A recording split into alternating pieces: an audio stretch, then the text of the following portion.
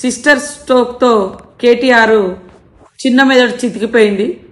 అందుకనే ఇష్టానుసారంగా మాట్లాడుతున్నాడు.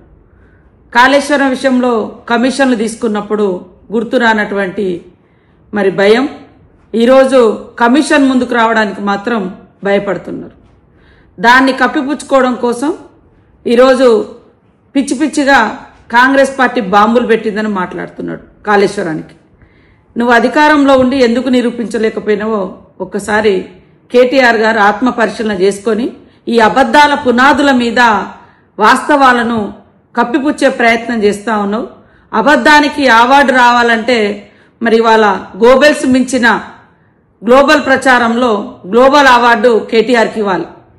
ఈ దేశంలో ఈ ప్రపంచంలో ఇప్పటి వరకు అబద్ధాలకు ప్రతినిధి గోబెల్స్ ఉంటే దాన్ని మించిపోయినటువంటి అబద్ధాలనే పునాదిగా చేసుకొని గత కొంతకాలంగా కేవలం అబద్ధాల పునాదులతో ఆయన పార్టీని ఆయన వ్యవస్థను నడిపించుకుంటున్నాడు. అందుకనే గోబెల్స్ ప్రచారకర్తగా అవార్డు ఎవరికి రావాలంటే కేటీఆర్కు గ్లోబల్లోనే గోబెల్స్ ప్రచారానికి గ్లోబల్లోనే కేటీఆర్కు మరి అవార్డు ఇస్తే చక్కగా బెస్ట్ అవార్డు గ్లోబల్లో వస్తుందని నేను అనుకుంటా ఉన్నా, నేను భావిస్తా ఉన్నా.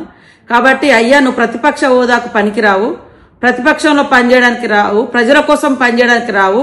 కానీ అవాస్తవాలను అద్భుతంగా తీర్చిదిద్ది గోబెల్స్ మించిన ప్రచారం చేయడంలో మరి అగ్రభాగాన ఉంటున్నందుకు నీకు గ్లోబల్ అవార్డు ఇస్తే బాగుంటుంది అని నేను నిజంగా ప్రపంచానికి తెలియజేస్తా ఉన్నా.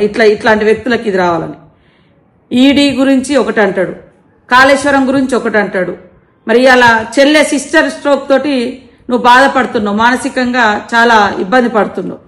ఇవాళ పాపం కవిత అన్నది మా నాయన దేవుడు కానీ చుట్టూన దయ్యాలన్నారు. ఆ దయ్యం నువ్వేనైంది.